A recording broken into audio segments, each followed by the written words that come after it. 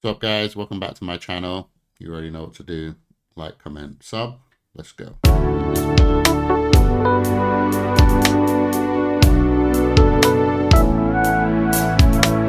What is the difference between a woman that wants to be a wife versus a woman that just wants a husband?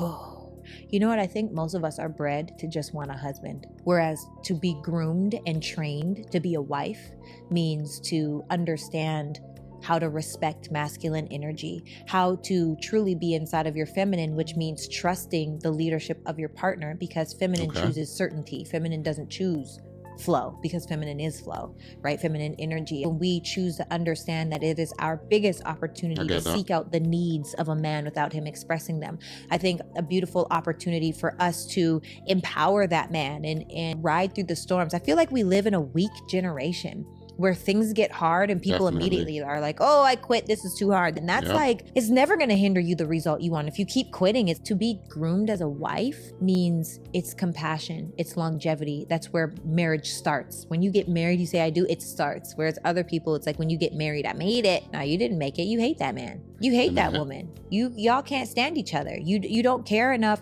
to not disrespect each other or call each other out of your own name. You don't care enough to not want to sleep on opposite sides of the bed when there's a problem. You don't care enough to have the hard conversation so that you can move together more powerfully. That's just to have a husband. But when you want to be a wife, things are different, in my opinion. That's very true. All right, so first things first, I get really put off by like these big words.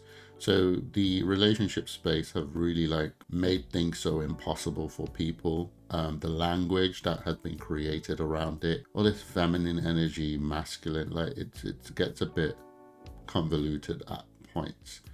But because I've spent a lot of time in this space, I understand exactly what she's trying to say.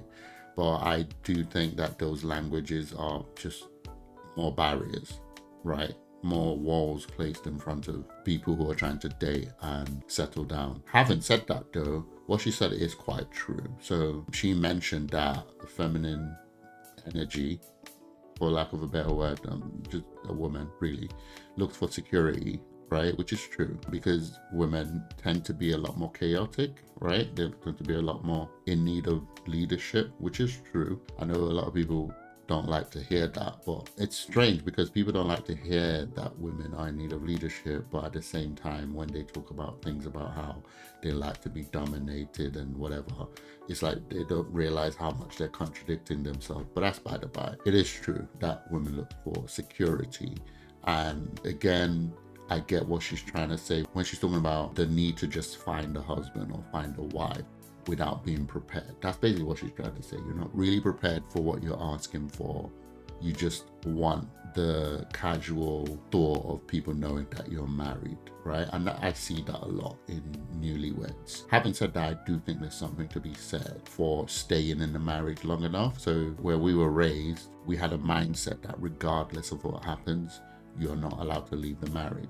And what tends to happen, right? Again, I'm not saying this is the rule. I'm not saying this is common, but this is what I saw. This is what I saw growing up. That the longer people stayed in the marriage, the more likelihood that they're gonna work on the marriage, if that makes sense. Because you're not going anywhere, and you've not been taught to go anywhere. You've not been told that, you know, if he does this, just leave. You've been taught that once you get married, that's it for life. So they tend to work it out in the end. Like even myself, I believe we spent the first 2-3 years of our marriages trying to fit into each other's personalities. However, that came with a lot of arguments and strife and, you know, just kind of fighting for your marriage, for lack of a better word.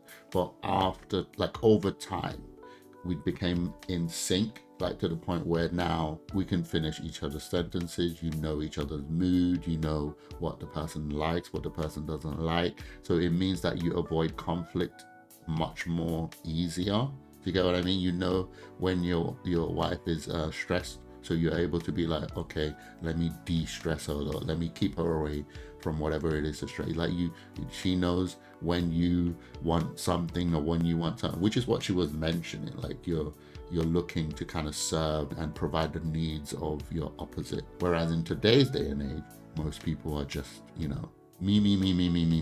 They believe that because they're now married, the man has to do everything for them. or vice versa. The woman has to do everything for them. They forget that you're kind of in servanthood and you're trying to make the other person happy. That can go wrong because in a perfect scenario, you make her happy, she makes you happy. But of course, we do have the situations where one person's trying to make the other happy and the other is not pulling their weight. So that's a different issue. But in a perfect world, in a perfect or in a at least good relationship or marriage, one is trying to make the other happy and the other is trying to make the other happy. That's basically how it works. Anyway, guys, I thought what she was saying was really good. I'm getting tired of like all these labels, all these like big word, feminine energy, masculine energy. That's how we got to this point where people are now calling masculinity toxic and all sorts. It's just more barriers basically. But that was sound advice. Guys, let me know what you think in the comments below. Leave a like, comment, and sub. Please remember I do have a reaction channel where I react to trailers, movies, do some reviews over there and every other shenanigans that I get myself into. Please go over there, take a look at my videos over there, give me a like, sub, and share. I'll see you guys on my next one.